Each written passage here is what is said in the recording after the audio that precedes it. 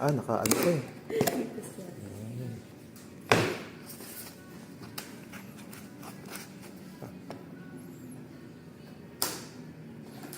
Ayan, magandang araw po.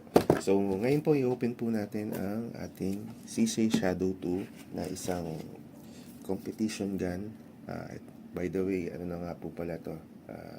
Optic ready. So, meron na po siyang cut dyan, parang mga Glock mouse kung tawagin. Ano ba mga features nito? Tingnan ninyo. Ayan. Front and rear serrations para talagang pag kinasan nyo, tamang-tama. Fiber optic sa harap, sa likod, adjustable rear sight. Pero since nga po papalitan natin to ng red dot, mawawala to. So meron po siyang lalagyan ng rail, meron siyang rail para sa flashlight accessories, extended magazine release, extended din po yung slide release, ambidextrous,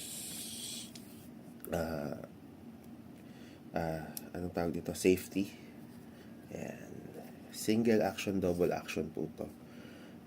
Medyo mabigat na baril, i-compare po do sa mga previous natin na puro ano po tayo polymer lover. Bumalik lang po ulit tayo dito dahil gusto natin mag-try mag-competition. Ito nga po pala ay isang special edition. Ayan, special edition. Made in Czech talaga. Sisei Shadow 2. Ito po ay 9mm. Ano po ba? Yan. Tingnan nila. Well-defined yung mga serrations. Yan. Yan. So, Sisei Shadow 2 Orange Gold Edition. Subukan natin to sa range at abangan ninyo kung anong performance nito.